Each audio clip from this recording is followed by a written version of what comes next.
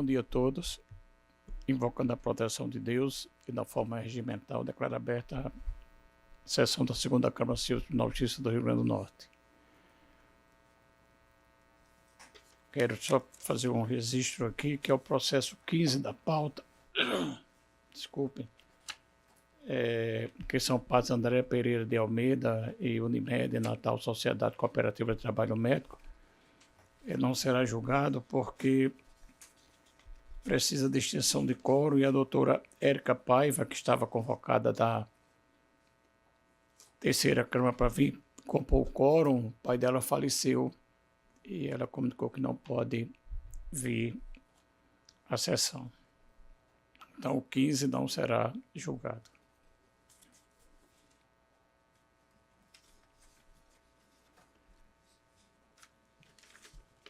Aqui pela ordem, tem anotações, ordem de chegada na sessão. 19, relatoria da desembargadora Berenice.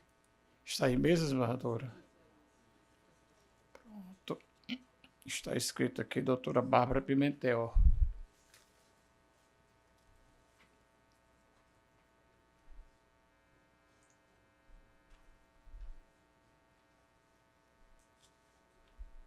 Doutora Bárbara, pode ir para a tribuna.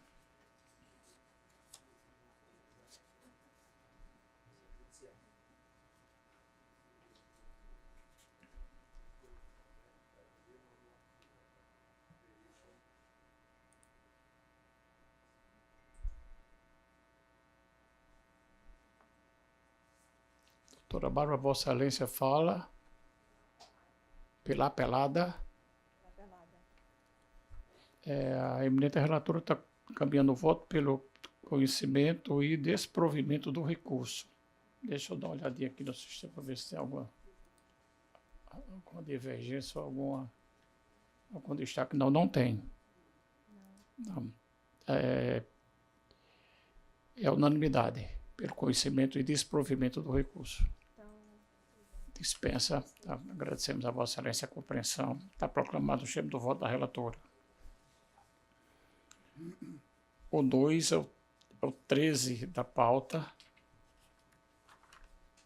O 13 da pauta da relatoria da desembargadora Lourdes Azevedo. Está em mesa, desembargadora? Está escrito aqui, doutor Keiso Cristiano.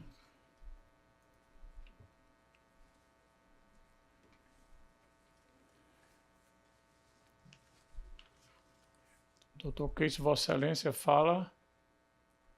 Bom dia, Excelência. Por FC Empreendimentos, o apelante. Apelante. A relatora está encaminhando o voto pelo provimento do recurso. Deixa eu olhar, ver se no sistema como é que está. Não há destaque nem divergência. Pois eu agradeço. Nós aqui agradecemos a Vossa Excelência a compreensão. Está proclamado nos termos do voto da relatora. O 13, isso. O 22, a relatoria do Dr. Guedes. Está em mesa, Dr. Guedes? O agravo do instrumento, que são partes Moisés Santos Araújo e a Copaneste, Cooperativa dos Médicos Anestesiologistas do Estado do Rio Grande do Norte. Aqui tem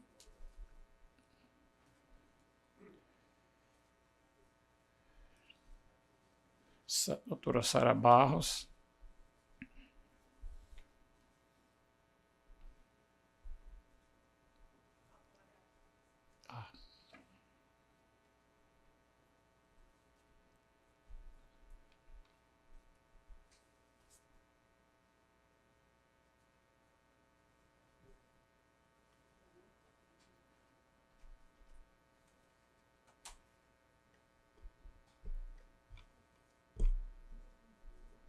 Bom dia, Excelência. Bom dia. Falo pelo agravante. O nome de Vossa Excelência? Matheus.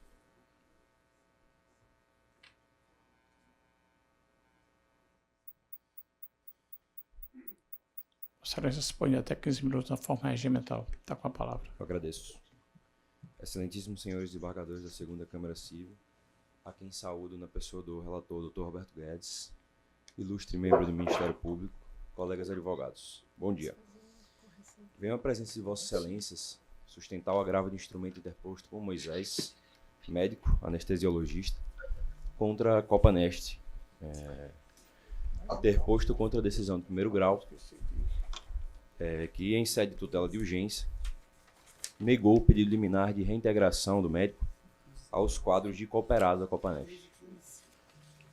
Em breve resumo, o médico ele solicitou o desligamento dos quadros da Copanest naquele contexto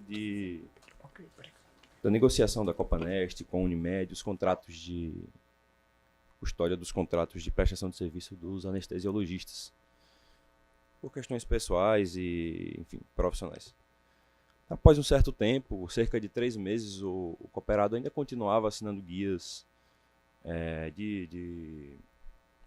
dos hospitais de prestação de serviço do serviço médico.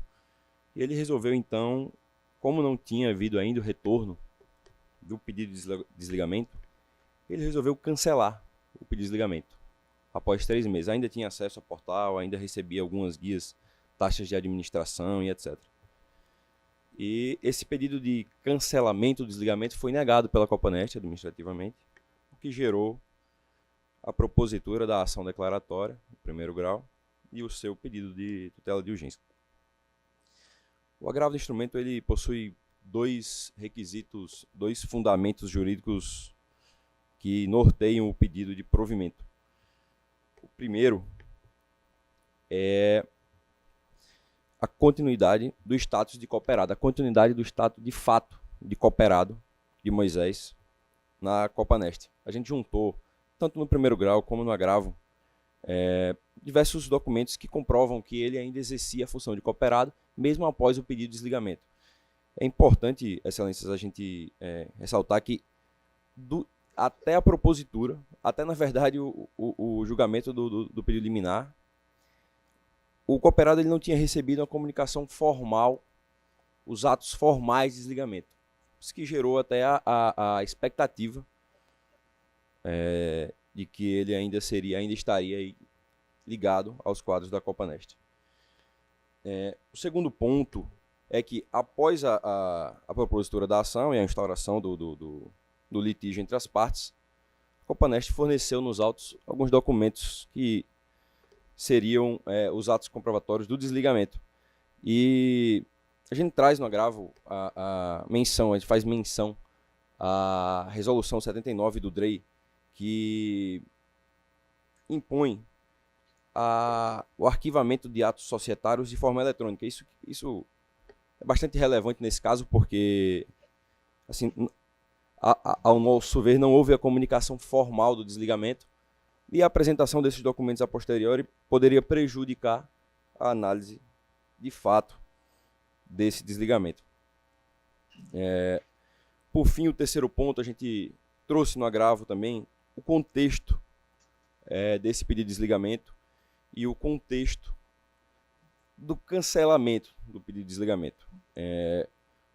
A saída da cooperativa, a intenção de sair da cooperativa por parte de Moisés, se deu ali por motivos assim, pessoais e de pressão interna de entes, de membros da diretoria da Copanest. A gente juntou no agravo alguns prints de conversas, obviamente tarjadas, mas assim que relatam verdadeira pressão contra os associados que teriam saído da Copanest naquele período de negociação com a Unimed, enfim.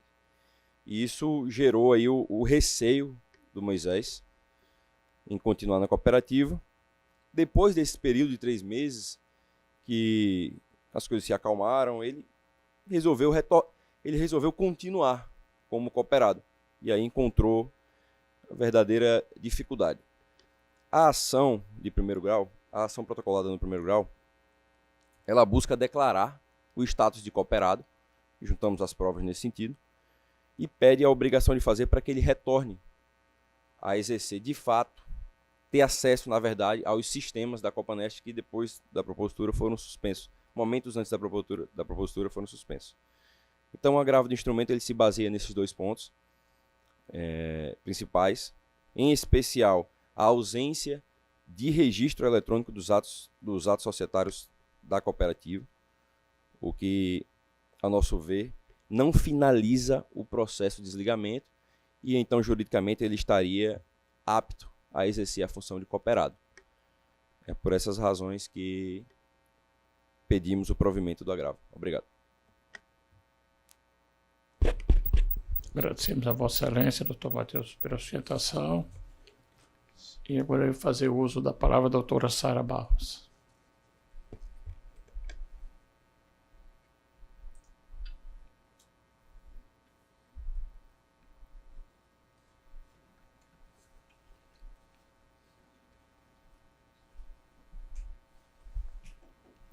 Vossa Excelência dispõe de até 15 minutos na forma regimental. Bom dia, excelentíssimos desembargadores, membros do Ministério Público, colegas advogados, demais presentes na sessão. Como adiantado pelo meu colega, que me antecedeu aqui na tribuna, o agravante ele foi médico cooperado da Copanest RN e no dia 11 de março de 2024, ele decidiu, excelências, espontaneamente pedir demissão da cooperativa. Para tanto, encaminhou um comunicado por escrito, direcionado ao Conselho de Administração, alegando motivos pessoais. Nesse mesmo período, fez publicação em suas redes sociais, agradecendo a Copanest, direcionado à Copanest por todo o tempo que passou ali, pela história que construiu durante o tempo que passou na cooperativa. Nesse comunicado encaminhado à Copanest, declarou ciente de vários termos previstos no Estatuto Social e na própria lei do cooperativismo, como, por exemplo, a devolução do capital social, que somente aconteceria após a aprovação do balanço no ano seguinte, a existência de valores a receber, referente a serviços prestados em data anterior ao seu pedido de demissão. Então, tudo isso foi declarado pelo próprio agravante na comunicação, no pedido de demissão encaminhado à Copanest. E aí, posteriormente, em razão de ter se arrependido, não se sabe por quais as razões, ele buscou voltar para a cooperativa, e aí não foi somente voltar, mas voltar como se jamais tivesse solicitado a demissão à Copanest, né? E a Copanest informou que não teria nenhum problema no regresso e nem poderia ter, né? Essa é a essência da cooperativa, as portas abertas, mas que o agravante deveria cumprir os requisitos estatutários para o retorno à cooperativa. Né? Essa é uma previsão do Estatuto, o artigo 13 do Estatuto, ele é claro ao dispor que o cooperado demitido ele pode retornar à cooperativa desde que observados os requisitos para o reingresso, e é somente isso que a cooperativa pleiteou, requeriu do agravante, né, que ele cumprisse os requisitos de admissão, tal como pagamento de cota parte, apresentação dos documentos atualizados, mas não é isso que o agravante almeja. O agravante almeja simplesmente esquecer que, no dia 11 de março, ele espontaneamente requereu a saída da cooperativa. E aí apresenta para Vossas Excelências diversos argumentos para tentar fazer acreditar que ele permaneceu vinculado à Copanest durante o período, durante os meses pós o seu pedido de demissão, e aí alega que não recebeu a cota parte. Obviamente, Excelências, realmente ele não recebeu e só poderia, por previsão, em razão de previsão estatutária e legal, receber, né, ter a devolução do seu capital social após a aprovação do balanço, que ocorrerá agora no mês de março de 2025. Falou que continuou recebendo extratos da cooperativa, pagamentos, e de fato recebeu, porque esse antigo cooperado prestou serviço para a Copanest, e esses serviços eles foram pagos após a sua data de demissão. Os convênios eles demoram prazo considerável para realizar esses pagamentos em razão de auditoria, de análise de glosas. Os serviços prestados em razão de contratos públicos, esses, então, que realmente demoram a efetuar o pagamento.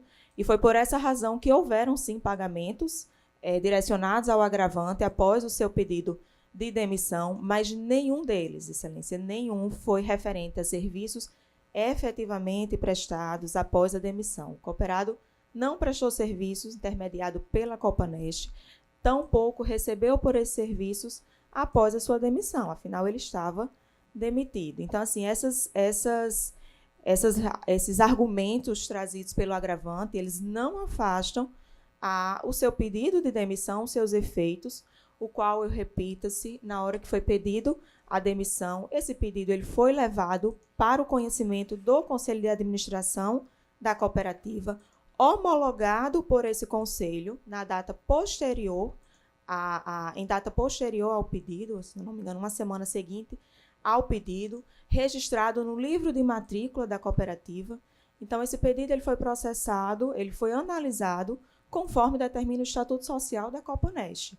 Então, assim, não tem razão, nenhum desses argumentos afastam o efeito do pedido de demissão. E aqui eu repito, Excelências, nós não estamos impedindo o retorno do médico à Copanest. Nós estamos apenas pleiteando que ele cumpra com os requisitos de admissão para que, se assim desejar, retorne à Copanest. E são por essas razões que nós requeremos o desprovimento do agravo. Eu agradeço a atenção de todos. Roberto Guedes.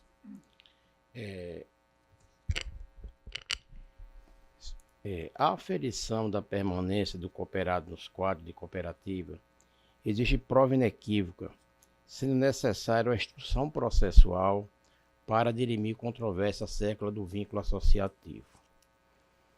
A prova documental acostada aos autos não evidencia de forma incontestável a permanência do agravante na condição de cooperado após a formalização do pedido de desligamento. A percepção de honorários médicos após o pedido de desligamento não é suficiente por si só para demonstrar a continuidade do vínculo, especialmente quando há previsão estatutária de pagamento de valores referentes a períodos anteriores. A presença de controvérsias fáticas demanda regular a instrução probatória para esclarecimento da situação jurídica do agravante. Daí porque eu conheço e nego provimento ao agravo para que continue o processo na instrução processual a fim de que se dirime essa dúvida. É assim que eu encaminho o voto, senhor presidente. Conhecendo e negando provimento ao agravo de instrumento. Aqui no sistema está faltando. Não está ok. Não há divergência, não está. Deixa eu atualizar aqui. Pelo conhecimento e desprovimento do recurso, pelo entendimento de que necessita de instrução processual do primeiro grau. Proclamado o sistema do voto do relator. Dando continuidade ao 25.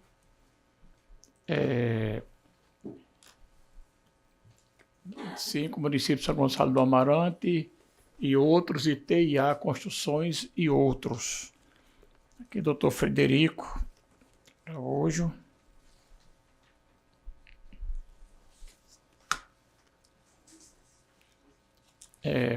Doutor Frederico, Vossa Excelência, só um minutinho, deixa eu soltar uma. O Roberto está em mesa, né? Está em mesa, Excelência. Doutor Frederico fala pela TIA Construções.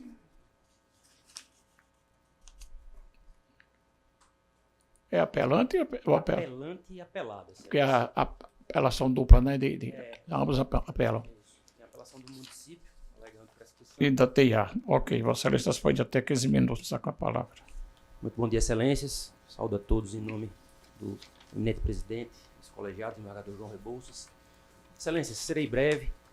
A matéria trata-se de execução fiscal ajuizada perante a comarca de São Gonçalo do Amarante em busca de créditos de IPTU, taxa do lixo e contribuição de iluminação pública referentes ao exercício de 2015.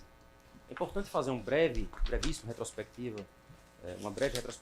do andamento processual, na medida em que, antes de nós adentrarmos no processo, enquanto advogados, havia um outro colega constituído nos autos.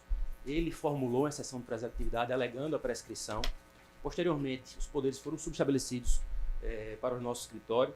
E na oportunidade, senhores embargadores, nós houvemos por bem apresentar uma segunda exceção de pré-executividade, ratificando os termos da primeira, que tratava da prescrição, e trazendo outros argumentos que denotavam a existência de vícios que inquinavam de nulidade o título executivo, a CDA.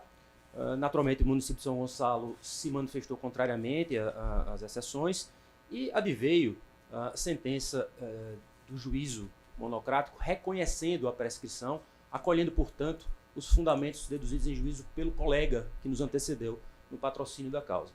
O magistrado reconheceu a prescrição dos débitos de 2015, e aí esse é o ponto do apelo da Fazenda. Todavia, ele, ao fixar a verba honorária, ele simplesmente disse, não, só quem vai fazer jus à verba honorária é o primeiro advogado.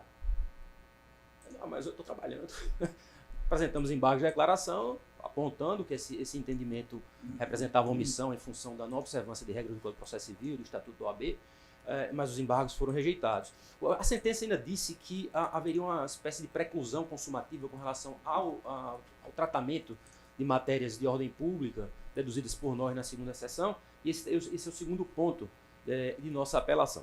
Pois bem, sendo objetivo, com relação à apelação do município de São Gonçalo do Amarante, o magistrado de primeiro grau considerou como data do vencimento do tributo uma data que consta na CDA, 18 de dezembro de 2015.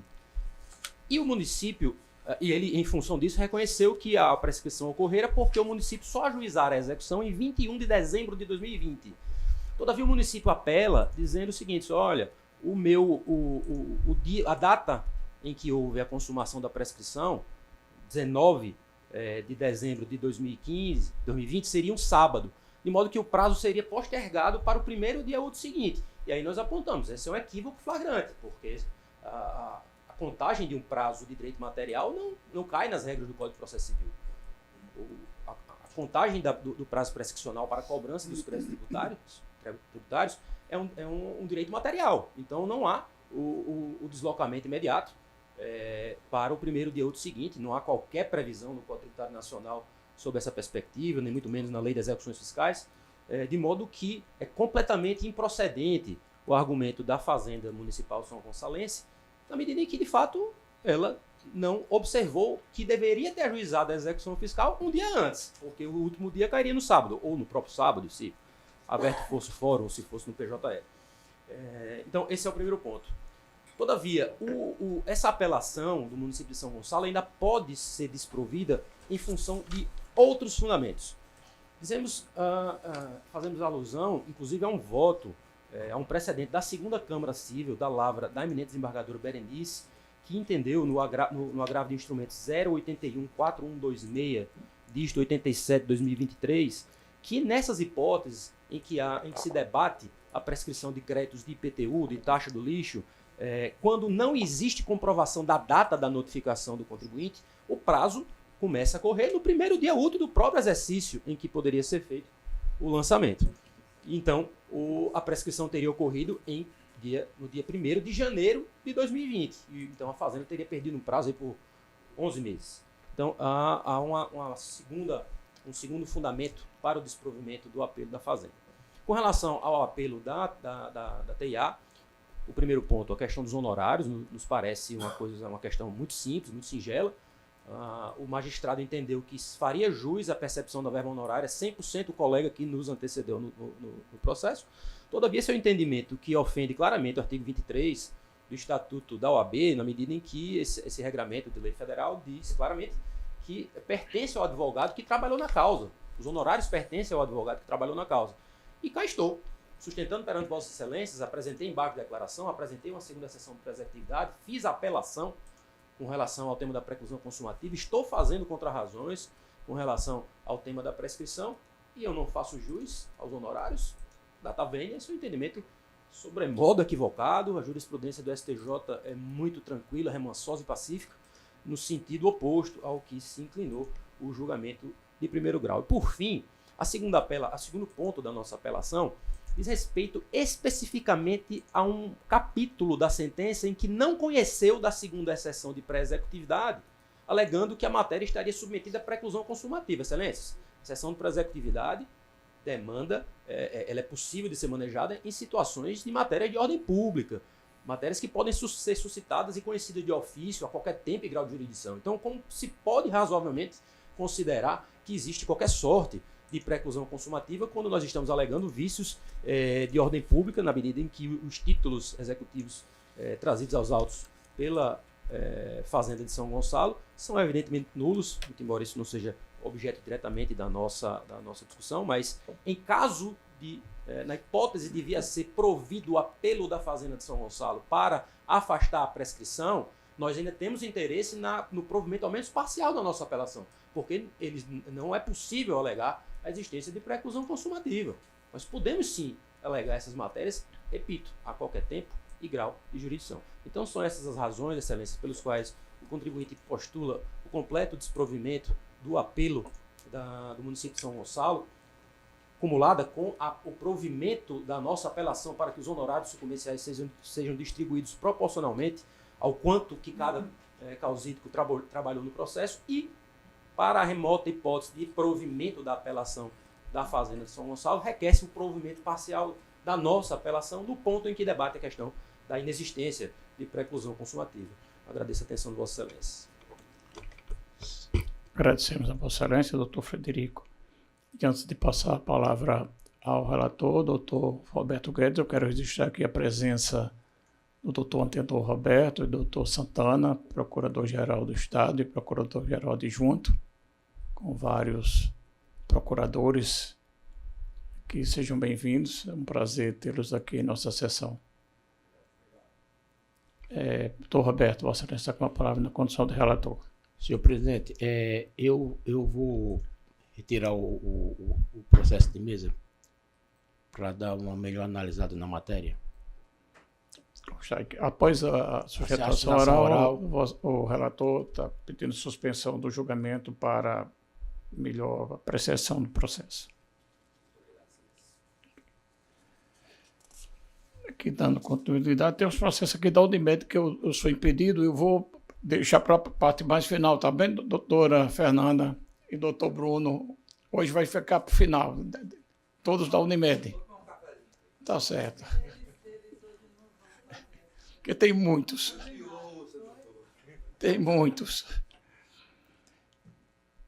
Então, aqui dando continuidade, o 17 da pauta da relatoria da desembargadora Berenice. Está aí mesmo a desembargadora Berenice? O 17. Está escrito a doutora Maria Luísa Leite.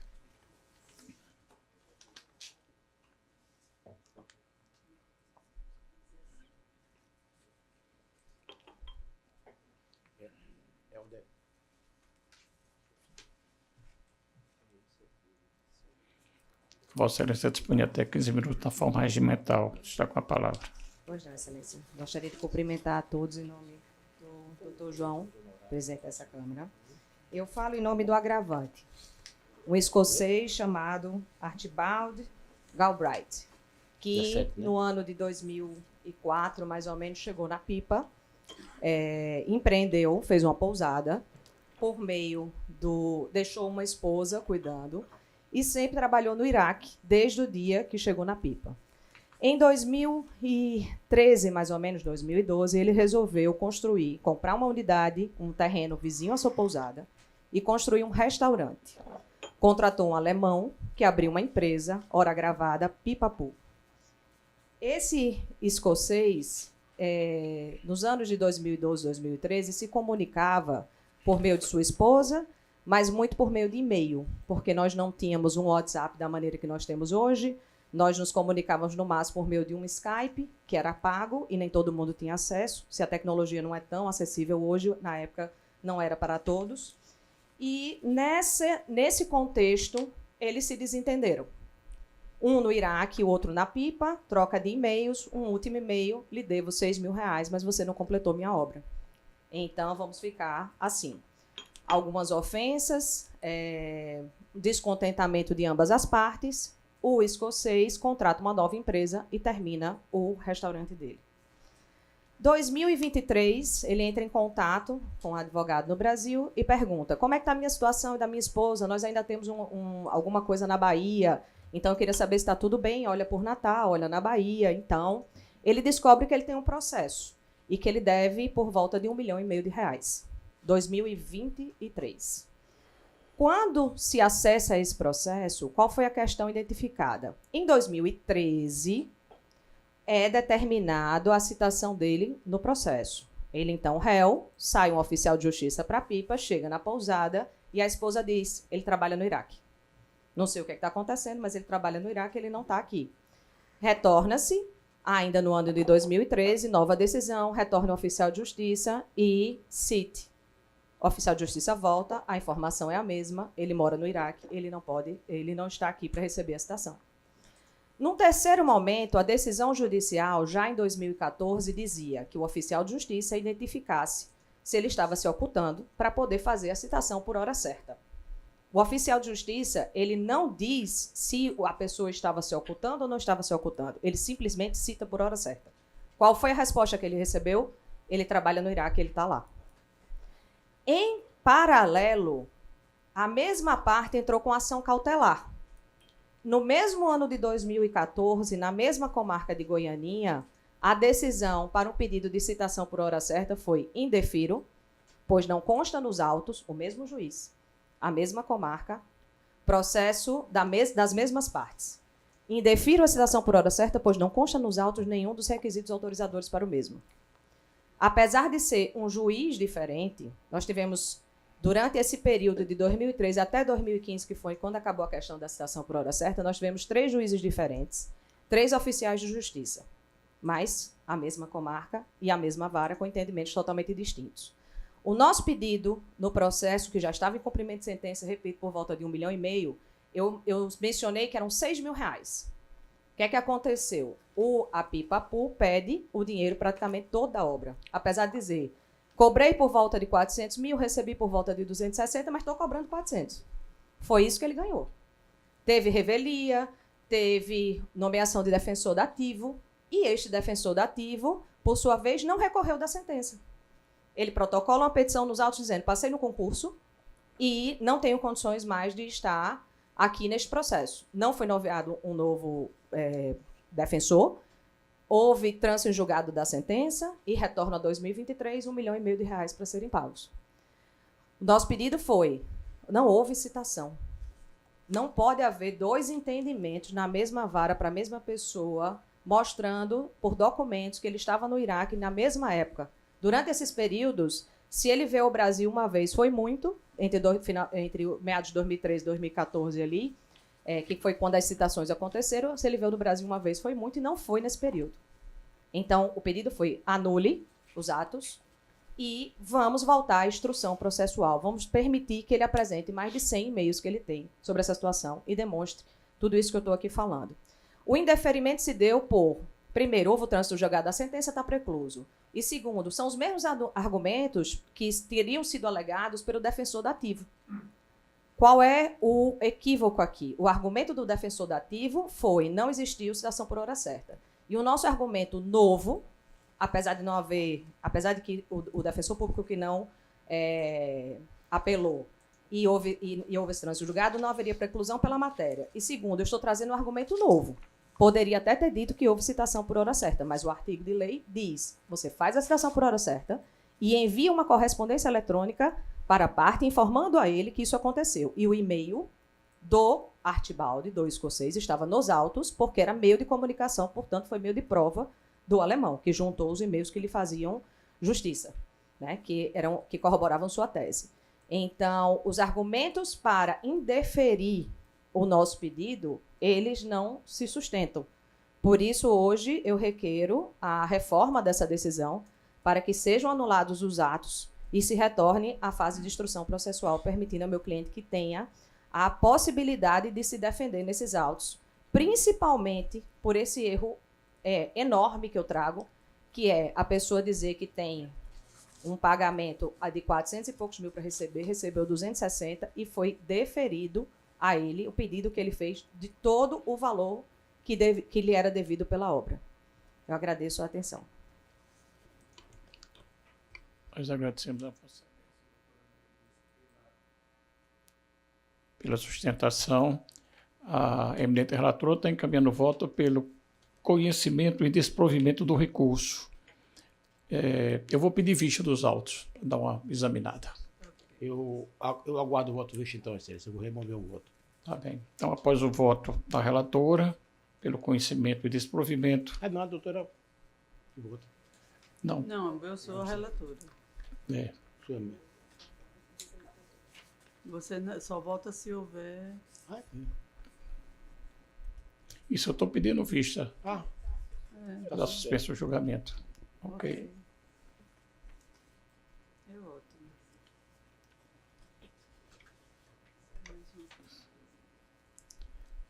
Pela ordem aqui, o 9 da pauta.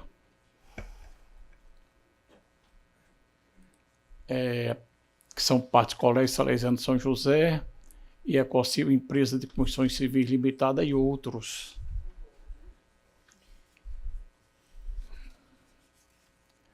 Mais braço. Prazer. De bom. Da relatoria da desembargadora Lourdes. Está em mesa, desembargadora Lourdes? Mesa, sim.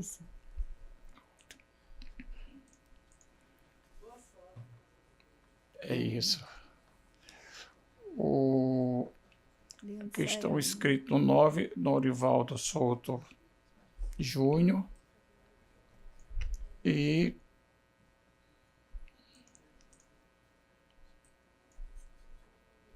eu só tenho aqui o nome, tenho reticências aqui, mas não...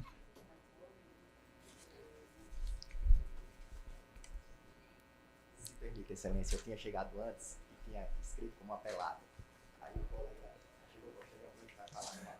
Ele é o apelante, não é isso? E Vossa Excelência é apelado. Ok.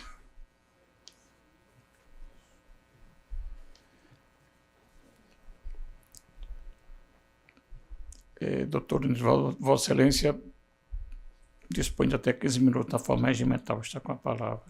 Pois não, excelência. Excelentíssimo senhor desembargador presidente, doutor João Rebouças, excelentíssima desembargadora relatora, Lourdes Azevedo, doutora Berenice Capuchu, doutor Roberto Guedes, ilustre representante do Ministério Público. Bom dia. Excelências, não obstante a complexidade do caso, o volumoso caderno processual, eu vou tentar ser breve, pois nossa apelação, eu julgo que é relativamente simples. O que a gente busca é corrigir na nossa ótica um erro injudicando da magistrada de primeiro grau, que ao proferir a sentença, condenou a apelante, a Ecocil, ao pagamento de, somados os pedidos, aproximadamente R$2 milhões, relativos a danos emergentes, na casa de 267 mil, lucros cessantes de R$1.640.000 e danos morais de R$50 mil. Esse caso ele remete a uma obra que foi contratada pela apelada nos anos de 2006, 2007 aproximadamente, para a construção de uma escola ali na Ayrton Senna, sede da apelada, em que a Ecocil foi contratada de início para edificar. Houveram sucessivas mudanças de projeto, dilações de prazo, houve um distrato com a Ecocil e a contratação de nova empresa para a conclusão do empreendimento. Os pedidos são, basicamente, como eu relatei, 3. Danos emergentes, relativos a, basicamente, 2 vícios identificados supostamente identificados na obra, relativos à impermeabilização de uma quadra e a um revestimento cerâmico.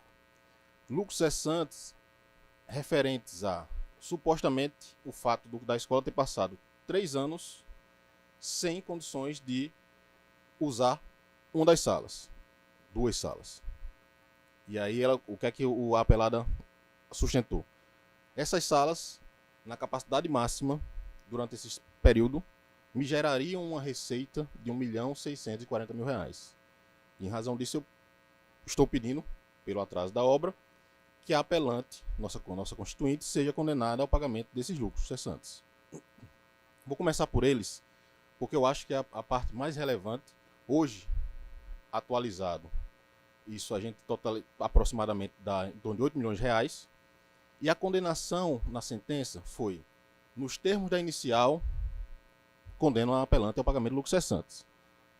Ora, excelências, o que é que a gente diz? Lucro cessante, ele não pode ser confundido com lucro hipotético, lucro imaginário.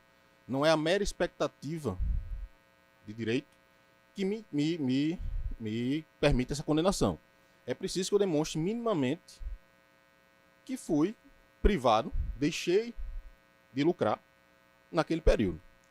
Não existe no processo a comprovação de que existia demanda para essas salas. Olha, eu recusei matrícula nesse período. Não existe comparação de fluxo de alunos. Olha, em 2011, quando eu precisava ocupar as salas, eu tinha tantos alunos. 3 anos depois, quando a sala estava disponível, meu número elevou. Para mostrar que essa era uma demanda que deixou de existir. Pelo contrário, na audiência de instrução, uma testemunha rolada pela própria apelada, pela contratante da obra, foi questionada o que é que aconteceu com os alunos que estudariam nessas salas. E ela respondeu categoricamente: eles foram remanejados para as salas de escolinha. Ora, como é que eu estou sendo condenado a pagar uma indenização por alunos que deixaram de estudar na instituição quando não existe comprovação de demanda e quando existe o reconhecimento da apelada que essa demanda foi realocada para outras salas?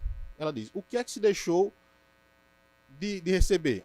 Eventualmente uma escolinha que coincidiu com aquele horário, com aquela sala que estava sendo ocupada. Mas a sentença condenou a apelante, nossa constituinte, nos termos da inicial, a indenizar por todo o período essas salas que foram remanejadas. É nesse sentido, diante de uma condenação vultosa, considerável, que a gente pede a reforma da sentença para excluir os lucros cessantes. Sobre os danos emergentes, houve uma perícia nos autos em que o perito afirmou categoricamente que não era possível, com segurança, afirmar se os vícios relatados pela apelada eram decorrentes da má prestação de serviço. Pelo contrário, existe um depoimento de um assistente técnico da apelada, todo fundado em deduções. Ele fez um laudo inicial e disse: olha, se eu pudesse apostar a origem desses vícios, eu apostaria na má execução de serviços. A gente não está falando de aposta, é uma condenação que hoje, esses 267 mil, beira a casa do R$1 milhão. Então, a gente tem uma condenação de lucros cessantes e danos emergentes, nos termos da inicial, sem nenhum tipo de ponderação sobre o que foi produzido nos autos, juntas totalizam quase R$9 milhões. É nesse sentido que a gente pede também o provimento da apelação para excluir os danos emergentes da condenação. E por fim, excelências, houve a fixação de indenização por danos morais no valor de R$50 mil, toda fundada nos requisitos para caracterização do dano em relação à pessoa física. E a gente destaca, embargou a declaração, infelizmente os embargos não foram providos, que a gente está diante de uma apelada, de uma autora, pessoa jurídica, que os requisitos do dano, a comprovação do dano, são diversos, precisavam ser enfrentados. Isso também não foi. É diante desse contexto, excelências, que a gente pede o provimento da apelação e a improcedência da demanda. Obrigado, excelências. Agradecemos a Vossa Excelência pela sustentação. E doutor Tiago, não é isso? Vossa Excelência. E agora é Norivaldo. Ok. Norivaldo Souto Falcão Júnior. Ok. Desculpa aí, doutor Norivaldo. Vossa Excelência está com a palavra até 15 minutos. Bom dia a todos. Falo em nome do Colégio Salesiano, na condição de recorrido no presente caso. Estamos diante de um processo que se iniciou em março de 2014, quando o Colégio Recorrido ingressou com ação de reparação de danos em desfavor das empresas Ecocil e BMB Construções, em razão dos danos advindos após a contratação para execução de serviço para a construção de empreendimento, onde atualmente funciona o Colégio Salesiano Zona Sul. Haja vista a obra ter sido entregue fora do prazo, além de possuir diversos defeitos construtivos. Para uma melhor análise do caso, vamos passar a pontuar o que consta no recurso de apelação. Primeiramente, há um pedido de reconhecimento de decadência e prescrição, o qual é fulminado pelos próprios documentos que constam e que foram apresentados pelo próprio recorrente Ecocil, quando, em 4 de fevereiro de 2014, apresentou ao diretor da escola, então diretor Padre José Mauro, um documento de folhas 163 e 164, explicando o porquê dos serviços de substituição de revestimento cerâmico atrasou, bem como para noticiar os atrasos no serviço de impermeabilização da quadra de esporte, cujos vazamentos refletiam nas salas de aula que ficavam exatamente no piso inferior. Ou seja, em 4 de fevereiro de 2014, ou seja, pouco mais de 30 dias antes da interposição da ação, o Colégio Salesiano recebia documentos das empresas até então contratadas, justificando o porquê dos atrasos da obra. Ou seja, baseado apenas então somente nesses documentos que constam nos autos, de folha 163 e 164, o pleito de decadência e prescrição é de plano fulminado. Passando sobre a responsabilidade em si das recorrentes em relação aos danos reclamados, existe uma série de documentos que comprovam a responsabilidade das mesmas nos danos suportados pelo Colégio Salesiano. Inicialmente, citamos os documentos de folhas 132 a 156, em que constam diversas reclamações do Colégio Recorrido às empresas recorrentes.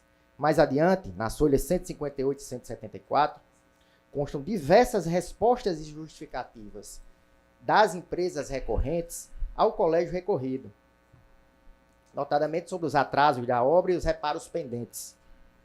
Mais adiante, chama a atenção para o documento de folha 176 a 201, onde consta um laudo técnico produzido pela empresa Consultec Engenharia.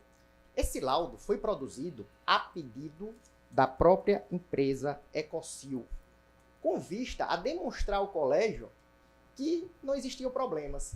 No entanto, a resposta desse laudo minuciou as patologias no revestimento cerâmico que foram instaladas nas salas de aula, nos corredores e nos banheiros. Ou seja, aquele documento que era produzido, que foi solicitado a pedido da Ecocil para isentar sua responsabilidade, ao contrário, mostrou o que de fato estava acontecendo naquela obra. Mais adiante, o processo é permeado de provas, conforme as 205 a 271, que demonstram de fato os prejuízos advindos ao colégio. Mais adiante, foi solicitado durante a instrução processual uma perícia, que, pelo que consta nos autos, nas folhas 672 a 709, a perícia atesta o seguinte: que houve comprovação dos defeitos no assentamento de piso e revestimento das paredes de diversas salas e corredores. Ficou comprovado o problema de junta de dilatação. Ficou comprovado o destacamento de revestimentos cerâmicos decorrentes de falhas no assentamento e ausência de juntas de dessolidarização, sem as quais o piso e revestimento começam a sofrer avarias. A referida perícia também comprovou as inúmeras infiltrações em forros, paredes e pisos de diversas áreas do colégio. Restou também comprovado a má execução no serviço de impermeabilização de tetos e lajes. Ou seja, a perícia veio reiterar todos aqueles vícios, todos aqueles danos que foram reclamados, que foram suscitados na inicial. A perícia também reiterou aquele laudo técnico que a própria Ecocil havia solicitado à empresa Consultec Engenharia.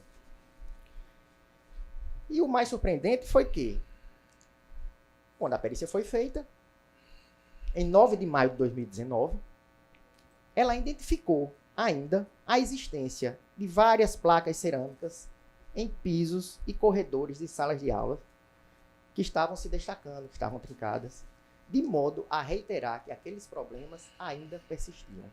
Ou seja, uma obra que foi contratada em 2006, em 2019 ainda persistiam vícios que foram provenientes da má execução do serviço. Portanto, sobre esse tópico da responsabilidade, o processo encontra-se permeado de provas, tais como suscitadas pelo juiz de primeiro grau em sua sentença.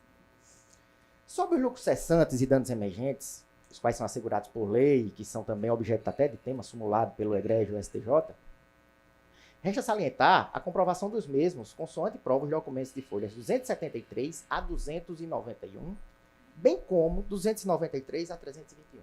Eu faço essas ressalvas, já que o julgamento de primeiro grau se baseou exclusivamente no que consta em processo. Exclusivamente, ele foi fiel às provas que constam nos autos.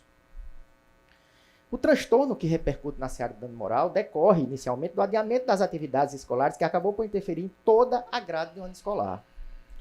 Como bem assinalou o juiz sentenciante, não se trata de meros dissabores, mas de prejuízos e abalos na esfera moral de um colégio que tem notoriamente um nome respeitado nesta capital, cuja honorabilidade foi claramente atingida por não cumprir perante seus clientes o compromisso de iniciar as atividades escolares nas datas prometidas. Cumulado ainda com a não disponibilização de atividades esportivas sobre as quais pais e alunos contavam com aquele compromisso outrora oferecido pelo próprio colégio. A perícia, mais uma vez ressalto, ela identificou problemas em 34 salas de aula. Além disso, restou comprovada a impossibilidade de utilização de 4 salas de aula.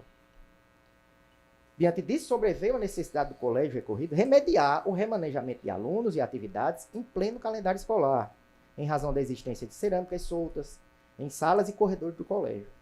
Além disso, o atraso na finalização da obra, acumulado com os vícios em pisos, revestimentos, infiltrações em tetos de salas, acabaram por impedir o regular desenvolvimento das atividades da escola. Some-se a isso a não utilização das áreas desportivas, tais como ginásio, piscina, sala de xadrez, salas de artes marciais, sala de dança, sala de música, que acabou levando o colégio a buscar a cessão, inclusive, de um ginásio na seara municipal. Por quê? Porque a escola, o Colégio Salesiano, no tocante aos esportes, tem uma notória e reconhecida atuação no ramo esportivo. E os germes, no ano, notadamente 2013, toda aquela preparação esportiva dos alunos ficaram prejudicadas. Ficou prejudicada a preparação dos alunos das equipes esportivas, que acabou repercutindo negativamente o nome do recorrido, Colégio Salesiano, perante os pais e alunos que compõem o colégio, e até mesmo perante os terceiros, que fora daquela unidade de ensino, sempre esperam do recorrido desempenho compatível com o nome e a boa fama que o colégio conseguiu construir durante os mais de 40 anos de atividades desempenhadas nesse estado. Portanto, me atenho exclusivamente às provas que constam nos autos, as quais remetem à manutenção da sentença de primeira instância e, consequentemente, o improvimento dos recursos apresentados pelas recorrentes. É assim que nos posicionamos e agradecemos a atenção de todos. Bom dia. Agradecemos a Vossa Excelência. A relatora está conduzindo o voto pelo conhecimento e desprovimento da apelação e está majorando os honorários em 2%, na forma do parágrafo 11 do artigo 86 do Código de Processo Civil. Deixa eu olhar aqui no sistema, ver se tem alguma. Ambassadora Berenice, doutor Roberto. Não, não há divergência. Está proclamada a unanimidade. Os termos do voto da relatora pelo conhecimento e desprovimento do recurso.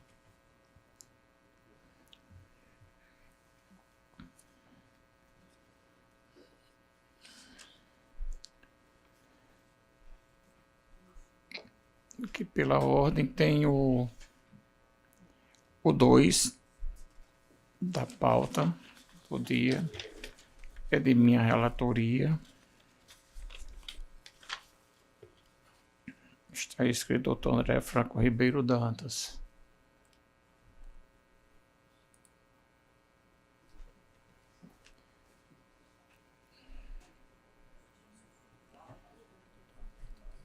Doutor André, Vossa Excelência fala pela parte apelante. Eu estou encaminhando o voto pelo provimento do recurso, desconstituindo a sentença parcialmente em virtude da negativa de precação adicional, estou determinando a remessa dos autos ao juiz de primeiro grau para que ele aprecie alguns pontos que ficou, vamos dizer assim, omisso na decisão de primeiro grau. Isso. Tá bom. Então,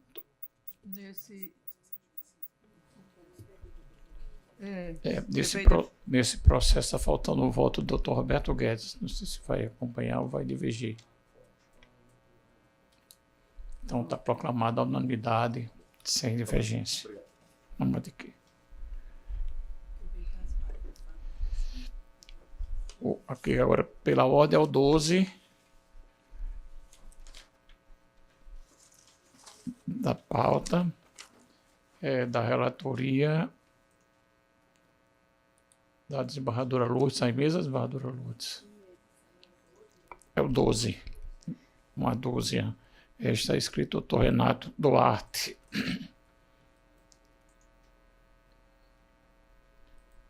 Doutor Renato, Vossa Excelência fala pela apelante Cirela Suécia. Vossa Excelência pode até 15 minutos da forma regimental. Já com a palavra, doutor Renato. Agradeço. Excelentíssimo senhor desembargador presidente, desembargador João Rebouças, excelentíssima senhora desembargadora relatora, excelentíssimos desembargadores doutora Berenice, doutor Roberto Guedes, excelentíssimo representante do Ministério Público, colegas advogados e servidores. O caso aqui, ora em discussão, trata-se de uma ação de obrigação de fazer, acumulada com indenização por danos materiais e morais, que foi proposta pelo senhor Issal Camada e a sua esposa contra a incorporadora e construtora Cirela Suécia Empreendimentos Imobiliários, sob a alegação da existência de vícios construtivos em uma unidade no empreendimento Quartier Lagoa Nova. Segundo os autores da ação, ora apelados, a unidade que foi adquirida por eles, que é um apartamento, é importante circunstanciar o fato para que Vossa Excelência possa compreender a complexidade da causa. Esse imóvel ele foi adquirido na planta, é um apartamento térreo, localizado no empreendimento Quartier, é um apartamento que se localiza no piso térreo, e segundo os autores, relatam na inicial, existe um vício construtivo na parte de esgotamento sanitário, na parte das tubulações do esgoto sanitário, que segundo os autores relatam, quando há acúmulo de dejetos na parte do esgoto, há um entupimento da tubulação e a água que era para ser escoada pela tubulação, ela retorna para o interior do apartamento e inunda as instalações internas, o que, segundo os autores, acontece com uma certa frequência. E aí, num caso como esse, que foi que a apelante ela teve o cuidado de fazer? Ela apresentou a contestação e, segundo ela, segundo relatos do próprio condomínio, os problemas eles não decorrem de vícios construtivos. Segundo restou apurado, na instrução processual e na prova pericial que foi produzida, o problema ocorre de falta de manutenção, de falta de limpeza nas partes de esgotamento do condomínio Quartier. É importante destacar aos senhores que a sentença de primeiro grau, ela condena a apelante a reparar, realizar a readequação desse sistema de esgoto sanitário. Ela condena a apelante Cirela a pagar todas as despesas comprovadas relativas aos danos que foram causados decorrentes desse fato. E ela condena a demandada ao pagamento de R$10 mil de indenização por danos morais e custos de despesas processuais. E aí eu gostaria de fazer uma ressalva. Um caso como esse, obrigatoriamente ele prescinde de uma prova pericial, porque nem o magistrado e nem o advogado têm condições, do ponto de vista de engenharia, de certificar a origem desse problema. E isso foi feito. É necessário destacar que existe uma prova pericial que foi produzida nos autos, ou seja, foi realizada uma perícia por um profissional que foi designado pelo juiz de primeiro grau. E esse perito, eu vou pedir vênia aqui os senhores para ler rapidamente. Esse perito, ele constatou, através de laudo, que está nos autos, de que o defeito alegado na inicial, ele não existe e nem pode ser imputável à construtora apelante. O laudo pericial de ID 71 38 52 41 e a manifestação complementar do perito de ID 77 51 20 78, elas apresentam conclusão favorável à tese da ré e ora apelante, e ela conclui, abre aspas, os problemas apontados pelos autores não decorrem do defeito no sistema de esgotamento, de forma que o construtor não possui responsabilidade sobre as manifestações patológicas apresentadas em grande parte das citações, principalmente no que se refere às caixas de gordura, caixas de espuma, caixas de passagem, seu dimensionamento, ficando assim excluído do ônus de realizar reparos, sendo estas decorrentes da ausência de ações de manutenção, estando prescritas de garantia, de acordo com as normas técnicas e com o Código Civil brasileiro. Então, essa é a conclusão da prova pericial. Além disso, é importante destacar que essa prova pericial, ela não foi produzida de forma isolada. Na audiência de instrução e julgamento foram ouvidas testemunhas. E o próprio funcionário do condomínio, o senhor Celso Soares da Silva, ele afirmou categoricamente de que o condomínio não realizou a manutenção preventiva nas caixas de passagem de forma periódica. E ele só realiza essas manutenções quando os condôminos solicitam. Ou seja, o arcabouço probatório dos autos, ele é no sentido de que não há vício construtivo e que aquele problema do retorno do esgoto se dá por falta de manutenção periódica por parte do condomínio naquelas caixas de passagem, naquelas caixas de gordura. Ou seja, não há vício nos projetos. O habites do empreendimento, ele foi expedido, a certidão de características foi expedida pelo órgão municipal, que atesta que todo projeto hidrossanitário, elétrico, hidráulico, de engenharia civil foi executado de acordo com aquilo que foi apresentado à municipalidade. Ou seja, não podemos chegar a outra conclusão senão a de que a prova pericial ela deve ser considerada para o fim de julgar improcedente os pedidos formulados na inicial. E, via de consequência, em razão da inexistência de responsabilidade quanto a esses vícios, não há que se falar em responsabilidade da apelante, da construtora, ao pagamento de indenização por danos materiais e por danos morais. Então, diante dessas considerações, diante da prova pericial produzida nos autos, diante da prova testemunhal, que afastam o vício construtivo, a apelante Cirela requer que o seu recurso seja conhecido e provido para o fim de serem julgados improcedentes os pedidos formulados na inicial em relação à sua pessoa. São essas minhas razões e agradeço a Vossas Excelências pela paciência e pela atenção mais uma vez. Nós aqui agradecemos a Vossa Excelência, doutor Renato, pela sustentação. A desembargadora Lourdes está encaminhando o voto pelo conhecimento e desprovimento da apelação. está sendo acompanhada pela desembargadora Berenice e pelo doutor Roberto Guedes. Então, não há divergência, está proclamada a unanimidade nos termos do voto da relatora.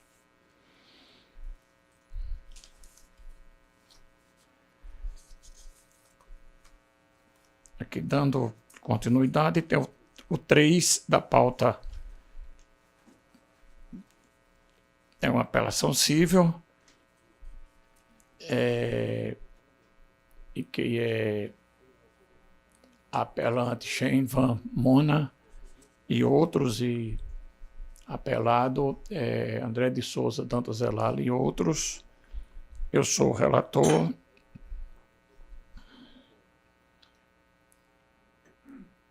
Doutor André Felipe, Vossa Excelência fala. Pelos apelados, Excelência. Pelos apelados.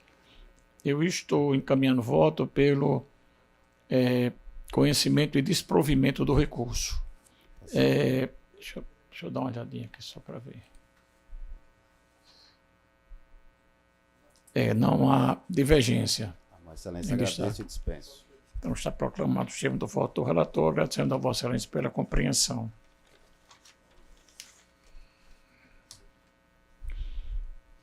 O 4 é uma apelação civil. Não, agravo de instrumento, desculpa. Agravante a Associação Educacional de Ciência e da Saúde, a ECISA, e agravado Luiz Eduardo Fonseca de Brito, Luiz Murilo Lopes de Brito. Relatoria da desembargadora Lourdes. Está em mesa, desembargadora Lourdes? Em mesa. O 4.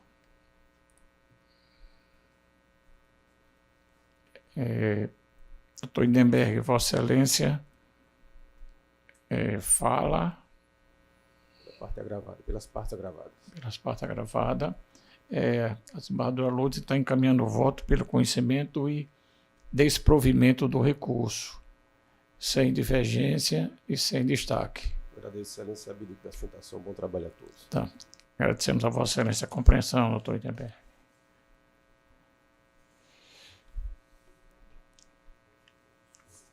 O 7, gravo de instrumento, também da relatoria da desembargadora Lourdes, em que é agravante Roseli Santos da Silveira Dias e agravada Humana Assistência Médica Limitada. Está em mesa? Tem algum advogado aí?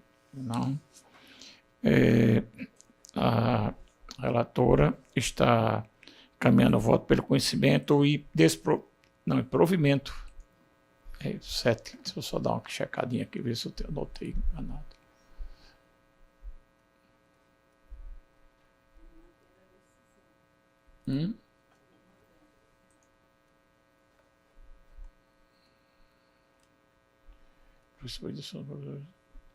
Negando provimento ao agravo, não é isso?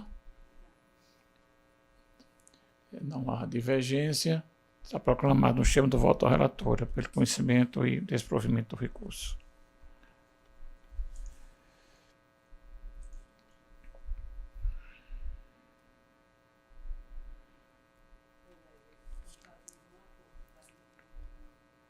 O 16, um agravo de instrumento, agravante Alexandre Macedo de Pontes, agravada Alessandra Guedes Nunes Macedo Pontes. Advogados, tem Laura Sofia da Silva Lima e Rachid Bigóis Pires. A relatora, desembargadora Berenice, está em mesa, desembargadora? Está em mesa. Doutor Rachid, Vossa Excelência fala pela parte agravada, Excelência. Agravada.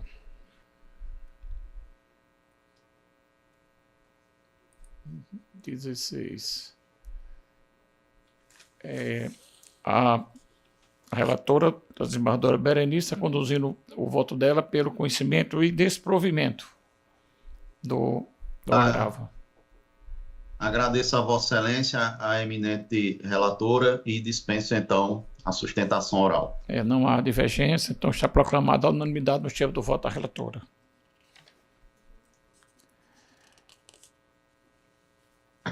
O 18.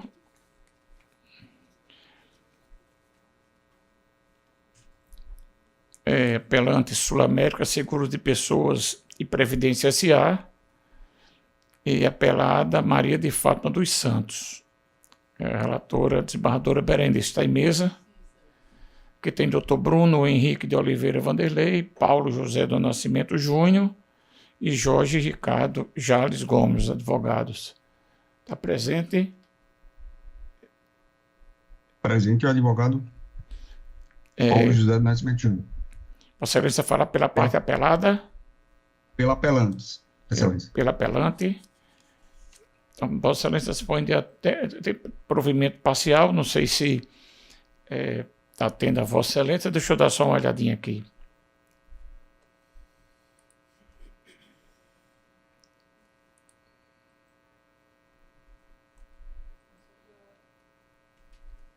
Deu parcial provimento para reduzir a indenização de danos morais para R$2.000. É o voto da... Não sei se Vossa Excelência está satisfeito ou quer fazer a sustentação. Estou satisfeito, Excelência. Obrigado. Tá, então está proclamado no termo do voto da relatora a unanimidade.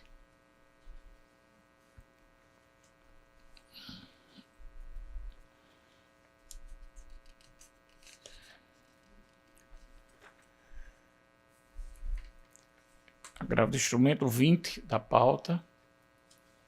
Relatoria Dr. Roberto Guedes. Aí esse é o Unimed. Não. Agravante Maria Larissa Ferreira da Silva. Advogada Flávia da Câmara Sabino Pio Marinho. Agravado do Estado do Rio Grande do Norte. Tem alguém presente? Não tem. O Roberto Guedes está caminhando voto pelo conhecimento e desprovimento do recurso. Não há divergência, nem destaque, está proclamado no termo do voto do relator. O 21, agravo do instrumento, também da relatoria do Dr. Roberto Guedes, agravante Brenda Laís Pamplona da Silva, agravado Instituto de Previdência Servidora do Estado. Advogado Edinaldo Batista da Silva. Não está presente. O relator está encaminhando o voto pelo conhecimento e desprovimento do recurso. Também não há divergência. Está proclamado o termo do voto, Sua Excelência.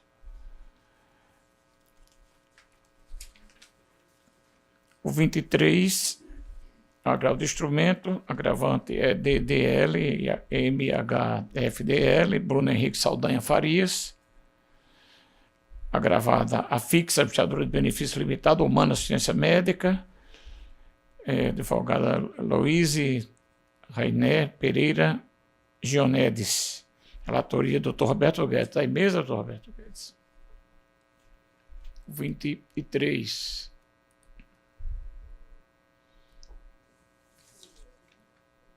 Vossa Excelência está encaminhando voto pelo desprovimento. Doutor Bruno está chegando aí. Doutor Bruno, nós estamos chamando o 23. Ok, está bem. Obrigado. Então está proclamado nós temos do voto do relator, pelo conhecimento do desprovimento.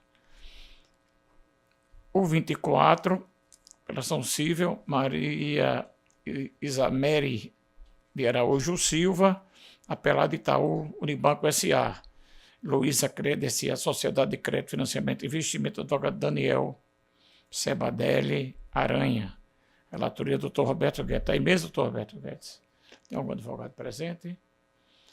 Excelência está caminhando voto pelo provimento da apelação. Não há divergência. Então, está proclamado o termo do voto do relator. Vamos aqui para o primeiro, que é da minha relatoria, que houve divergência da desembargadora Berenice, foi acompanhada pela desembargadora Lourdes, e eu pedi para fazer uma reflexão sobre a divergência e sobre a sustentação que o advogado fez aqui da tribuna com muita... Eu até botei aí, após uma melhor reflexão sobre a matéria, resolvi perfilhar o entendimento da desembargadora Berenice Capuchu e Lourdes Azevedo. Eu adequei o voto à divergência. Então, não, vai ser unanimidade, tá ok? Isso.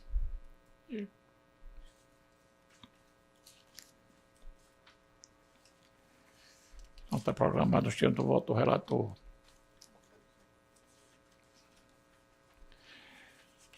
Agora,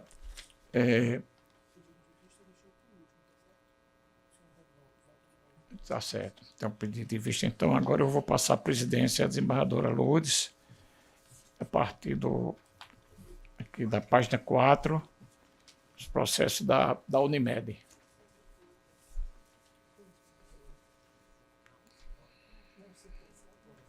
O da Unimed vão ser julgados agora. Eu não funciono em nenhum deles. A pauta agora é plano de saúde. Assumo a presidência.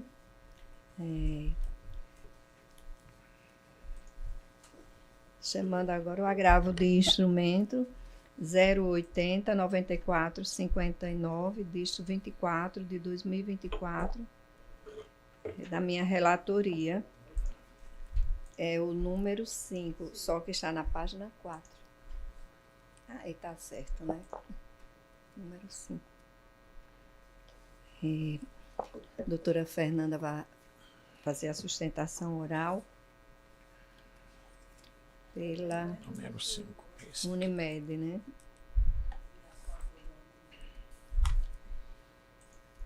Vamos ver.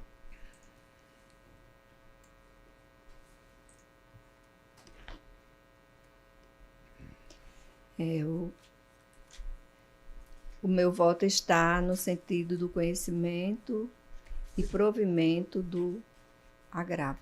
Nós somos parte agravada, Excelência. Isso? Posso? Pode sim, tem o tempo regimental para fazer a sustentação. Muito obrigada. Muito bom dia, excelentíssimos senhores desembargadores, julgadores, aqui da 2ª Câmara Civil do Tribunal de Justiça do RN. Cumprimento o representante do Ministério Público, que acredito estar virtualmente na sessão. Eu estava aqui presente. Estava aqui. Bom, está cumprimentada, de todo modo. Cumprimento ainda os colegas advogados que nos acompanham virtualmente e ao próprio Dr. Bruno, que está aqui presencialmente, e aos serventuários desta casa. Bom, excelentíssimos julgadores, no agravo de instrumento, número de ordem 5, em que a Unimed Natal é parte agravada, a parte adversa, ela busca a reforma da decisão de primeiro grau que indeferiu o pedido liminar no sentido de que não fosse obrigada a Unimed Natal a custear um tratamento multidisciplinar, especificamente pelo método Cuevas-Medec e a fisioterapia intensiva pelo método Trainee, né? É importante que se diga, excelências, que a beneficiária, parte agravante, pessoa que não está dentro do transtorno do espectro do autismo, foi diagnosticada com um tipo de paralisia cerebral, né? E que, em razão disso, busca o custeio das terapias como forma de tratamento para a patologia que foi diagnosticada. O primeiro aspecto que trouxemos nas nossas contrarrazões e que precisa ser trazido aqui aos senhores julgadores é o fato de que não estamos diante de um diagnóstico de transtorno do espectro do autismo e, por esse motivo, não está, então, a situação trazida aos autos atendida pela Resolução Normativa 539 de 2022 da ANS, que determina o custeio integral em quantidades ilimitadas de terapias e tratamentos diversos para o transtorno da patologia do TEA. Além disso, excelências, é importante que se diga que os tratamentos que estão sendo requeridos, eles não integram o rol da ANS por um motivo muito particular, que é o fato de não haver comprovação científica da eficiência e da eficácia desses tratamentos. Inclusive, a título de prova, demonstramos nos autos por meio de um parecer, né, da Associação Brasileira de Fisioterapia Neuromotora, Brafim, em que os profissionais que assinam parecer indicam que não só não existe comprovação científica robusta a respeito da eficiência desse método, como também existe contraindicações. Colocamos até na nossa peça um trecho do parecer em que os profissionais afirmam o seguinte: existem algumas contraindicações para o uso da terapia SME, que são, né, qualquer diagnóstico de doença neuromuscular degenerativa progressiva, diagnóstico de osteogênese imperfeita, e no caso do do paciente ter idade inferior a 3 meses. Além disso, né, o método Cuevas-Medeck Exercise, até o presente momento, não possui acúmulo de evidências científicas que permitam o entendimento dos mecanismos de ação, benefícios, efeitos adversos e indicações e contraindicações dessa terapia nas diversas condições patológicas. Considerando a escassez de artigos científicos sobre os métodos que estão sendo pleiteados para custeio disponíveis na literatura científica mundial, tornou-se difícil para essa comissão falar sobre as suas evidências científicas. Nesse contexto, a Abrafim considera que não há, até o momento, evidências científicas robustas para um emprego completamente seguro deste método. Então, excelências, vemos que o tratamento a que se busca o custeio por parte do plano de saúde, né, não está dentro daquelas situações elencadas na Lei 14.454, que determina que, o legislador determina que, para que se relativize, né, a obrigatoriedade de custeio, o rol da ANS, é necessária comprovação robusta científica. Sem mais, para os momentos, eu inclusive gostaria de invocar os senhores julgadores precedentes recentes de 2024, da terceira e quarta turma do STJ, reafirmando o precedente já do tribunal, no sentido de que não é obrigatoriedade do custeio por parte das operadoras de saúde, por se tratar de saúde suplementar, né, o custeio de tratamentos que não possuam comprovação científica da sua eficácia. Trouxemos aí para os senhores julgadores suporte técnico para o nosso pedido. Além disso, já temos também o suporte jurisprudencial nesse sentido. O próprio Tribunal de Justiça do Rio Grande do Norte, em especial precedente da primeira turma, também já trouxemos a terceira turma nesse sentido, para demonstrar que o agravo interposto ele não merece ser provido e a decisão do primeiro grau, sim, merece ser mantida. Então, invocando aos senhores, trazendo aos senhores as nossas contrarrazões, estamos requerendo justamente o indeferimento do pedido contido no agravo do instrumento interposto.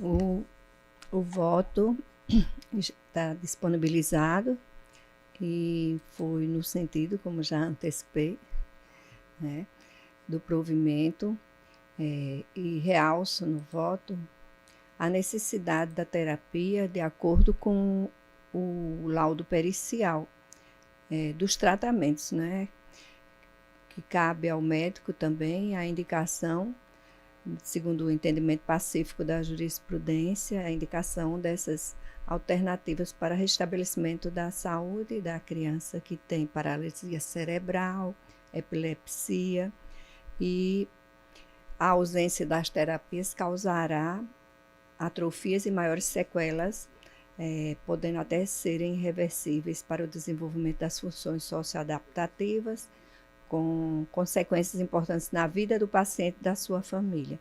Isso constando dos autos. E o voto está acompanhado pela desembargadora Berenice e por Dr. Guedes, juiz convocado. Passando agora para o de número 6, agravo do instrumento 081-3716, dígito 92 de 2024. Agravante a Unimed, doutora Fernanda também, e o agravado está sendo representado aqui, né? Advogado doutor Bruno Henrique, de número 6. Está, também é da minha relatoria, está em mesa. Certo.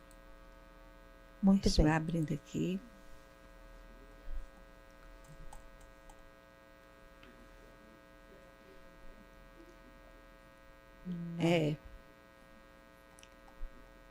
Nesse caso, vamos tratar de coparticipação, cobrança da coparticipação no contrato entre as partes.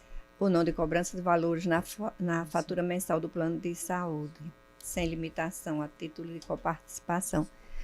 Tem a Unimed é a agravante,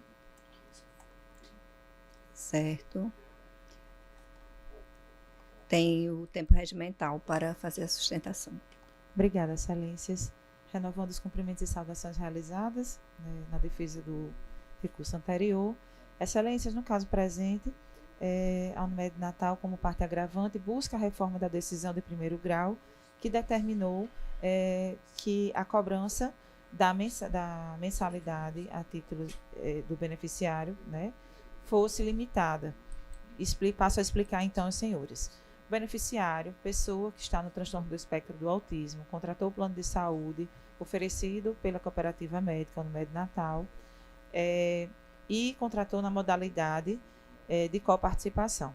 Nessa modalidade, prevista em lei, é importante que se diga, a Lei 9656 de 98, no artigo 16, né, prevê a possibilidade de contratação do plano de saúde nestes termos, em que não existe um financiamento, mas existe uma busca pelo equilíbrio econômico-financeiro, né, dos serviços que estão sendo ali custeados, e existe uma participação do beneficiário na medida em que está sendo realizados os tratamentos que forem prescritos e realizados pelo paciente, pelo beneficiário.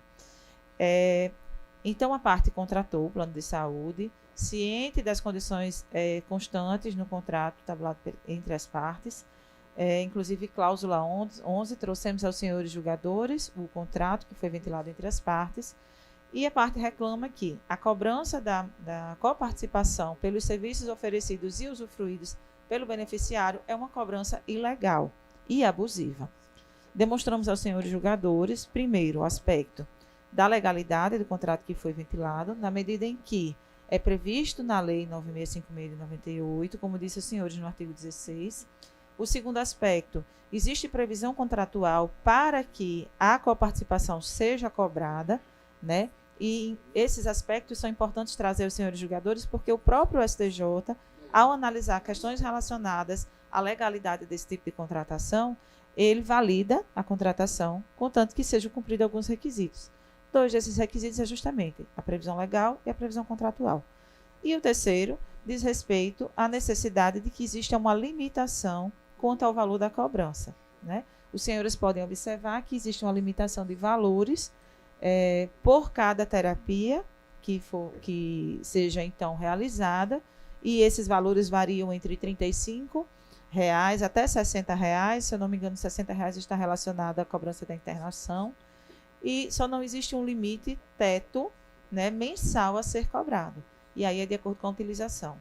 Demonstramos aos senhores julgadores que tanto no aplicativo da Unimed Natal, disponibilizado ao beneficiário, quanto no site, né, a utilização pode ser acessada pelo beneficiário em tempo real, de modo em que ele sabe, sim, o montante que vem sendo cobrado a cada realização de terapia, ele tem acesso. Então, estamos diante de uma situação contratual clara, precisa, em que pode ser acompanhado pelo beneficiário, não havendo, então, razão para alegação de ilegalidade ou abusividade nesta forma de contratação. Então, compreendendo a Unimed Natal que a cobrança da modalidade da mensalidade somada com a participação se reveste de ilegalidade, estamos requerendo dos senhores julgadores a reforma da decisão de primeiro grau, né, e o provimento do nosso recurso. Obrigada pela sustentação, doutora Fernanda. Pelo agravado, o doutor Bruno Saldanha.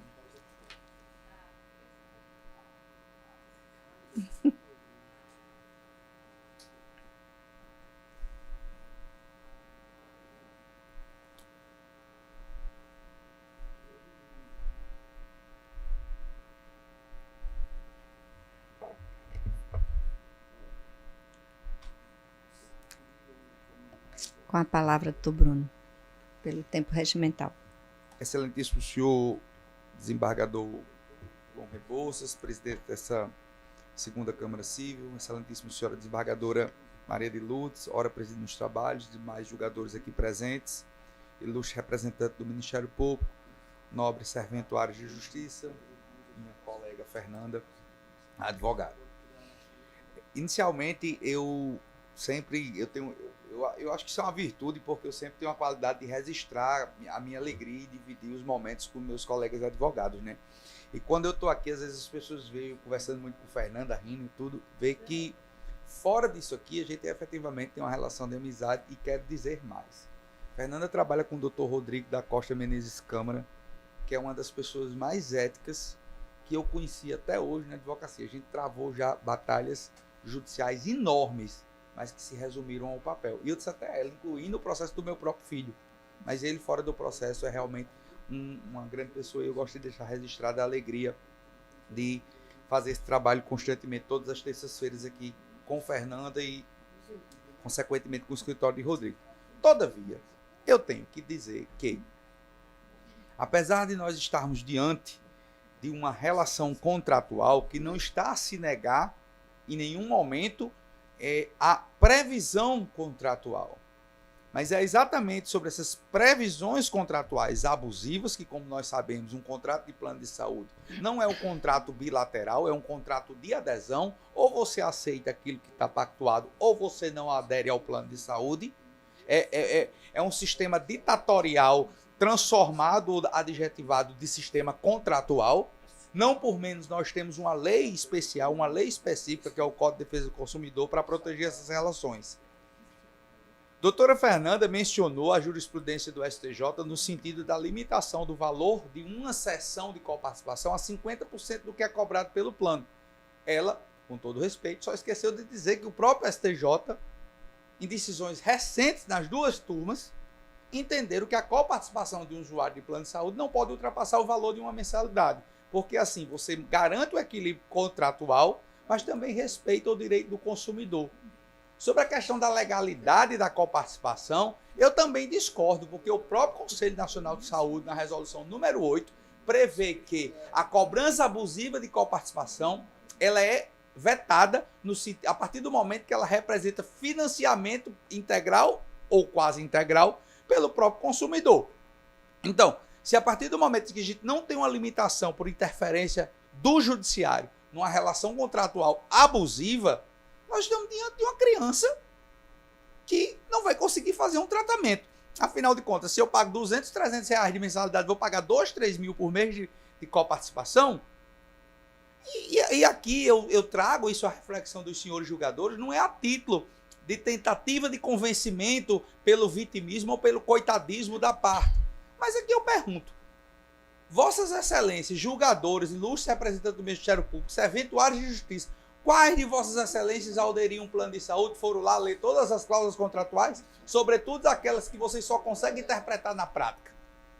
Então, o que eu trago a Vossas Excelências a título de entendimento é que nós estamos diante de um contrato que tem uma cláusula abusiva, que será uma cláusula capaz de poder impedir a continuidade de um tratamento médico, ou seja, o contrato de plano de saúde, a partir dessa situação, ele perde a sua total finalidade.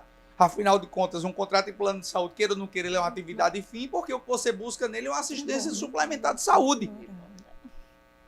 Então, diante desse sentido, a própria resolução número 8 do Conselho Nacional de Saúde, que diz como ilegal a cláusula contratual que fala sobre coparticipação que representa o financiamento integral de um tratamento, bem como as recentes decisões do STJ nesse sentido, e ainda registro.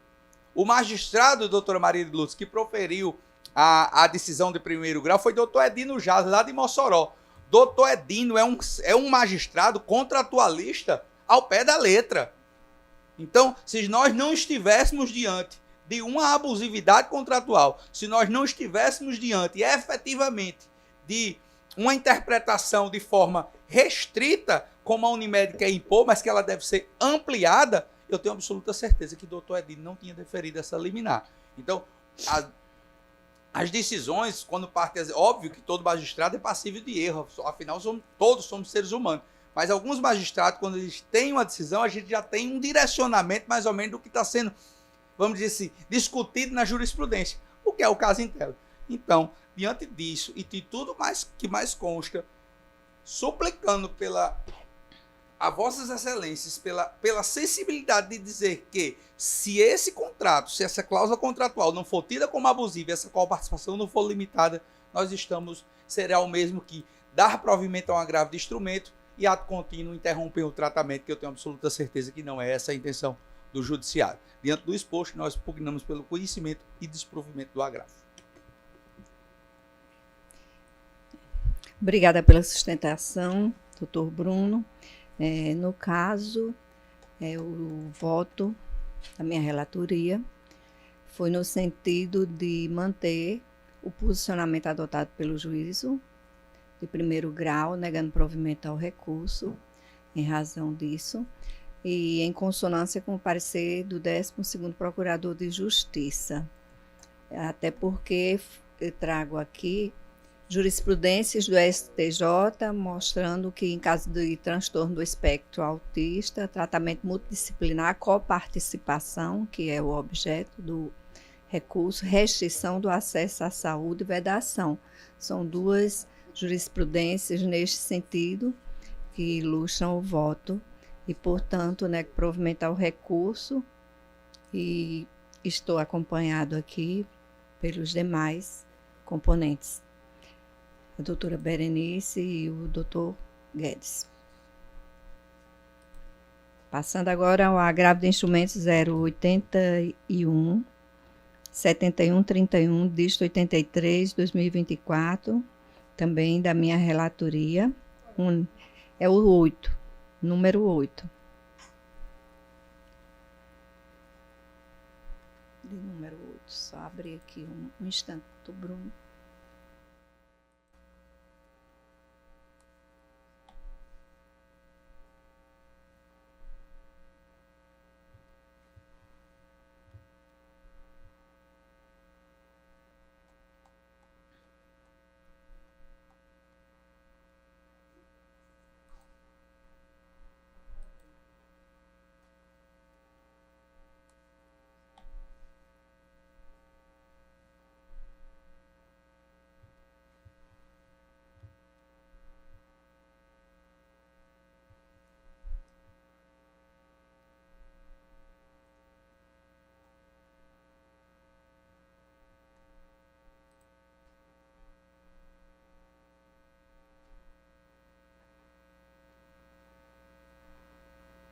São muitos casos, né, doutor Bruno, para defender aqui na tribuna. É um bocado, meu relator até diminui, porque alguns entendimentos já estão pacificados. Depois tem o prazo regimental. Esse é da Unimed Seguros, viu, doutora Maria de Lourdes? Unimed Seguros Saúde S.A. Eu sou agravado. Advogado por Fernando Machado Bianchi. Está inscrito? Não, né? Da Unimed. No caso, o voto está no sentido de negar provimento ao agravo de instrumento e acompanhado pelos demais integrantes aqui da turma. Muito obrigado. Bom dia a todos. Bom dia. Então, agora temos o de número 10, apelação civil 080-1436, dígito 19, de 2019. Apelante Clenilson Estevão de Lima, Daiane Silva de Moraes Lima, advogado Alexandre César Mendes Cabral de Fagundos, Daniel Silva de Moraes, apelado Unimed Natal RN. E a relatoria é minha. E neste caso foi um que eu pedi para retirar de mesa na sessão anterior, após a sustentação feita pelo advogado da parte apelante, e reformulei o meu voto no sentido de deferir, de dar provimento para a parte dos danos morais, em razão da reanálise da prova que foi feita.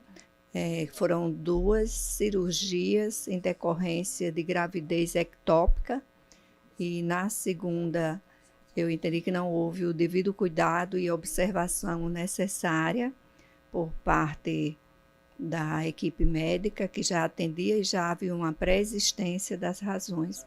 Portanto, reformulei, arbitrando os danos morais em favor da parte. Foi. Esse valor eu coloquei, vi na jurisprudência casos idênticos, até com valores mais altos, e só pesei um pouco. Se tiver algum desacordo, todos concordam?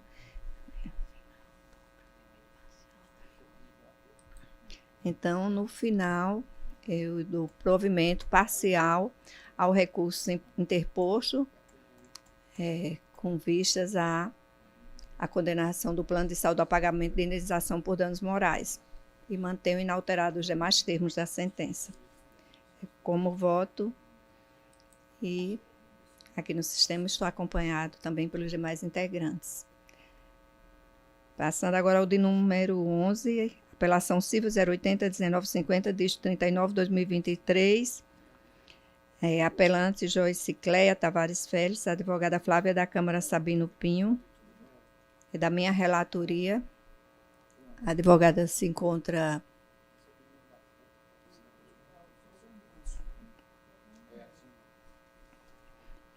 tem algum advogado ainda?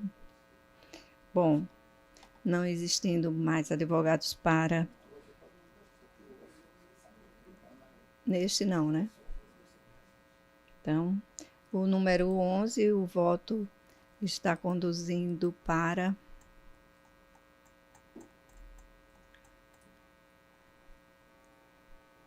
em consonância com o parecer da 15ª Procuradoria de Justiça, com esse nego provimento ao apelo para manter a sentença recorrida. E, no caso, acompanhado por Vossas Excelências.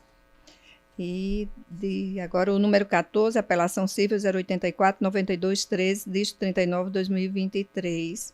Apelante Matheus da Silva Lacerda, advogado Gustavo Henrique Guimarães, apelado Unimed, Natal Sociedade Cooperativa de Trabalho Médico, e doutora Fernanda Fernandes está inscrita para sustentação oral.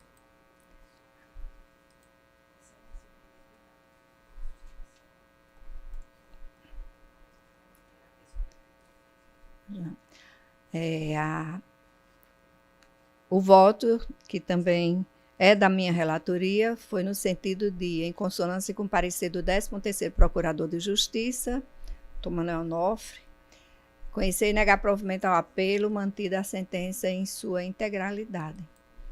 E estou acompanhada pelos integrantes ilustres aqui da Câmara, da turma. E agora o de número 15 foi o que o desembargador presidente já disse que não está, né, em mesa. Necessidade de convocação para compor o quórum ampliado. E agora o de número 26. Devolvo a presidência ao desembargador João Rebouças. Agradeço a Vossa Excelência, desembargadora Lourdes, reassumo a presidência. E, dando continuidade ao julgamento, chamo aqui a apelação civil a 26 da pauta, da relatoria de Vossa Excelência, desembargadora Lourdes. E aqui consta que, após o voto da relatora, conhecendo e negando provimento à apelação, pediu vista dos autos o juiz Roberto Guedes. Doutor Roberto. Senhor presidente, eu analisei o processo e acompanho o voto da relatora. Pronto. Seu voto nesse sentido. Ótimo. 26. Então, está a unanimidade pelo conhecimento e desprovimento do recurso. Não há divergência. Está proclamado o termo do voto da relatora. Eu indago dos ilustres pares se há algum processo em mesa que independe de pauta.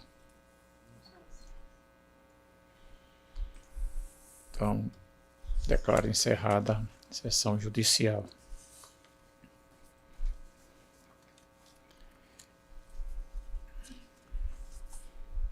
Declaro aberta a ordem administrativa. Leitura, discussão e aprovação da ata da sessão anterior. Se há algum destaque na ata. Nenhum, excelência. Todos aprovam, então está aprovada a unanimidade. Expediente. Não há expediente.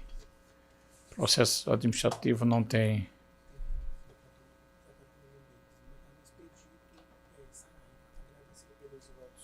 Sim.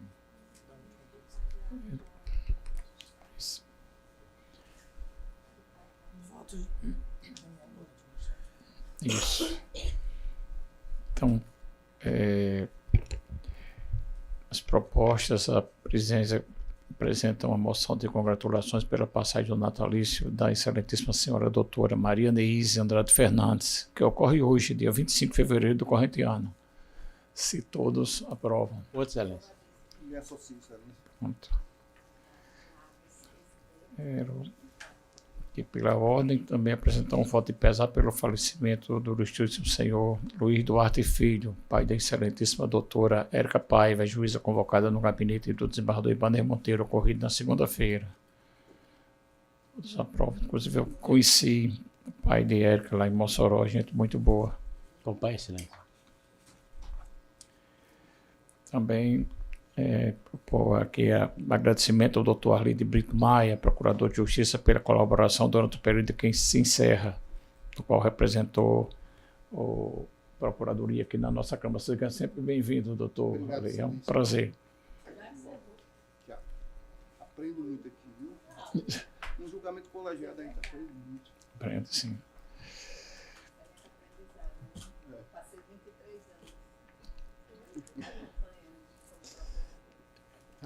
anos. E também, por fim, apresentou uma moção de congratulações pela posse do Dr. Anísio Marinho Neto na presidência da Associação da Academia de Letras Jurídicas do Rio Grande do Norte. Ela reúne demais membros da diretoria, ocorrida agora no dia 20. Aprova. Acompanho. Tá. A presidência não tem mais propostas. Embaixadora Lourdes. Sem nenhuma proposição. Embaixadora Berenice. Doutor Guedes. Nenhuma, excelência. Doutor Arli. Nenhuma, excelência. Apenas agradecer o convívio de vossas excelências. Nós aqui agradecemos também a Vossa Excelência. Então, nada mais havendo a tratar, agradecendo a presença de todos, declaro encerrada a presente sessão.